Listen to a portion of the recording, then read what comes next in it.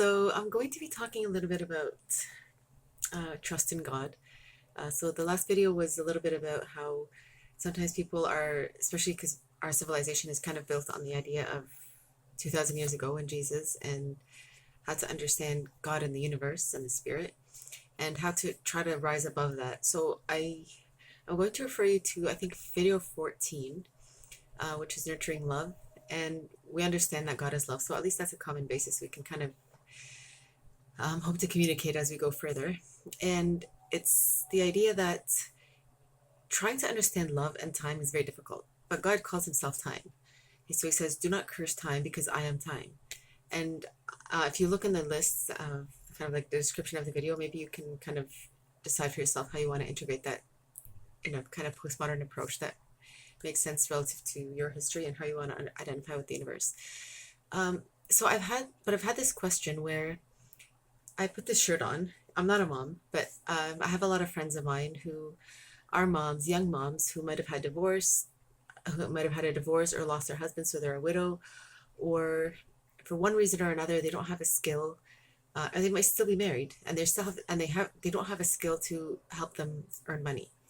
But because within conservative traditions, usually a priority is how to understand religion, how to understand how to adapt it into your life, and outside of that, it's like, okay, now you can go and learn, you can go and study, do whatever you want. But that was almost like something that was very important for a lot of families, and it still is. Now, I'm going to imagine that I'm a mom, and I am somebody who got married very, very young. Some of these people who live in Asian countries have this belief that, why not? If you love somebody, you can get married young, and then you can decide how you want to go to school and what it is you want to do with your life. But then let's say I'm 20 years old. I got married, and then I had a kid. And so now I'm deciding I want to raise my baby all by myself. I don't want to go to school right now. So like, okay. So now you're spending all your time, um, taking care of your kid, like reading online about all the healthy ways of taking care of a baby, and then your husband dies, and you're kind of just stuck. You're like, how? Who's gonna make? I can't go to work, and let's pretend that your parents don't exist or they live in another country. So then you have to find a way, like, oh, maybe they can come and help me, but let's pretend that you don't have anybody in the world. What are you going to do? All you know is that my parents, they taught me that God exists, or maybe they didn't, and that's something that you're just trying to align within the universe. And now you have this baby, and you have to take care of this baby, and you're just like, how am I supposed? So you're just frozen. Like, where do I put my baby? I don't want to give my baby up for adoption. I want to take care of my baby, and then I don't have enough money to go and work, and then who's going to take care? So all these questions are enough to make you freeze and just think like, so some people, when they're faced with that kind of tragedy, they almost question God, like, why would you do this to me? And then they don't really know how to almost come down from that grief. And now this baby's crying, and it wants a mother who's loving and having like joyful experience with life. And now it's like it's going through a trauma too. Like it's going through that, like everything just changed around me. My mom's not playing with me anymore. These are really, really sad scenarios, and they happen. We maybe don't know about these stories, but the idea about learning technology and what we can do with pioneering ideas that are almost difficult to find because we don't know about a lot of life scenarios is to think about people who live in different countries who might have a lot of hardships. So some people might say, well, this mom, she can stay at home and she can build something on social media. Like she can talk about her struggles, and then people might want to support her. And that's very true. There are a lot of platforms that help raise money for people who have these kind of disasters in their life, and they almost need somebody to help them start something so that they can move on. Some of them are called crowdfunds. So this is like a wonderful new beginning, and it's been going on for at least, I think, 10 years, which is a great thing. But some people will say, okay, well, what about other people, like adults, who they just want to spend their life maybe learning about religion, and they don't really know how to make a business out of that, or like how to make money. And some people will say that's true because people get confused about the church, and they say, is the church supposed to make money? Like, does God need money? And it's like, no, it's not really like that. I think it's that people who love to share ideas about God almost spend their entire life doing that, that it becomes a job. And then they don't really have a job outside of that. So how are they supposed to make money? And that's a good question. That's a good question because it's kind of like charities. Like sometimes when you go shopping, I know here, like at Walmart, after you make a purchase, they'll say, do you want to donate $2 to a children's charity? And sometimes that could go to hospitals that help children who maybe have to have surgery, and then they have to buy certain medication after, and they can't afford it because their parents don't have insurance to help with paying for medication. So then maybe they can say, well, you know what, we've been collecting all this money, and this money could help maybe cover the cost of your medication for your kids, right? So in this way, you think, okay, so some of the money that I'm paying for this charity has to actually pay the people who work in that charity. So it's almost like, oh, I see. So we're almost donating a lot of money for people who want to help people spend money in a healthy way, right? So it's almost like there's people who are struggling with it, with something, like they um, don't know how to pay for medicine, okay? And then there are these people who have this idea, like we want to let people know that if you have a lot of money and you're looking to be charitable, we can help send this money. Is it okay if we get paid to do this? Some people say, no, we just want to volunteer. And some people say, but we actually need money because we have to survive too. So then people will say, we have an actual job, like someone might be a lawyer, right? And they'll say, I want to volunteer. So he already has a full-time job. He wants to volunteer. So he's not going to take from this money that's being donated. And he's also going to be helping how um, to get the money to the people that actually need it because maybe they can't afford the medication. So this is a really beautiful way of understanding how God creates different ways of thinking in the world and diversity, and some people will say, why do people have a lot of money and some people don't have very much money at all?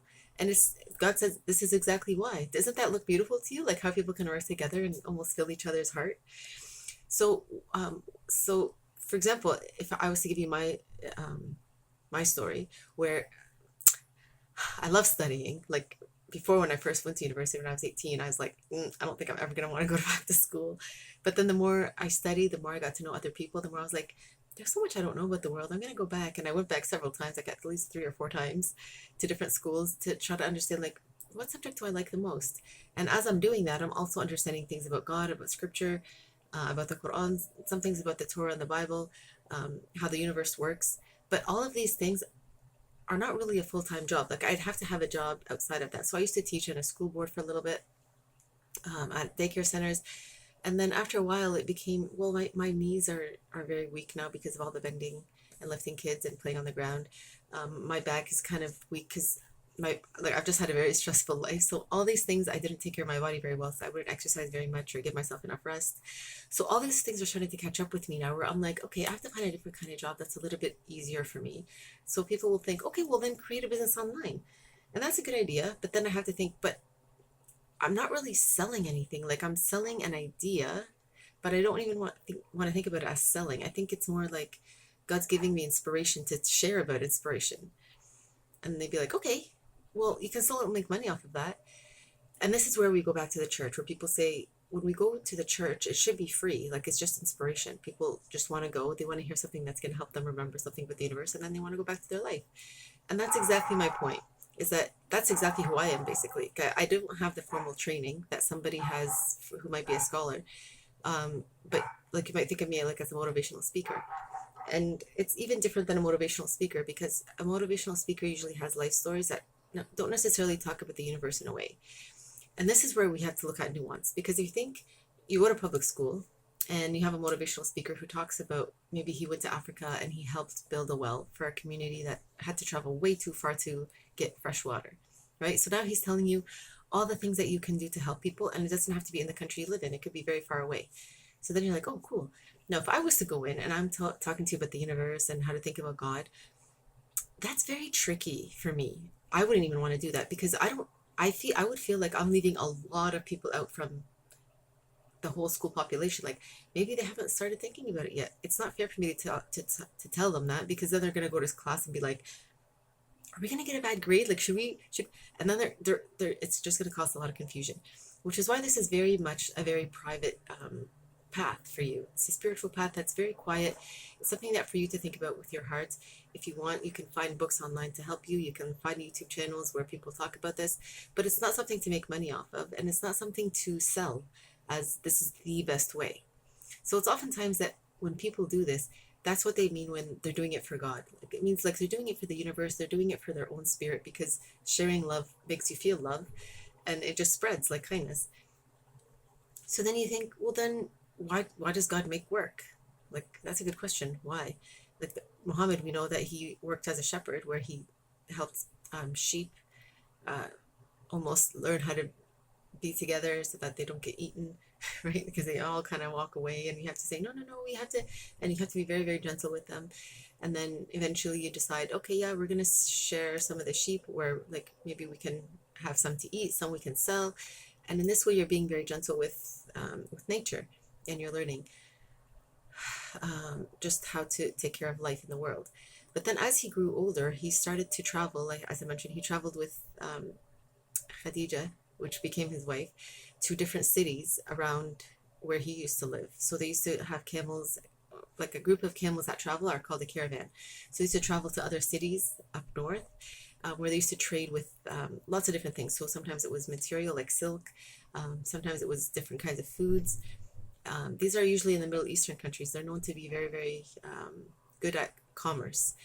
So he learned a lot about how to have healthy trade, so that merchants can learn how to make money in a healthy way, and how to make their money grow, which means there has to be a safe way to buy and sell, so that God creates a blessing in it, and so that your money doesn't get corrupted somehow and it gets lost. So we talked about charity, which is sometimes it's good to help people who don't have access to money or a business.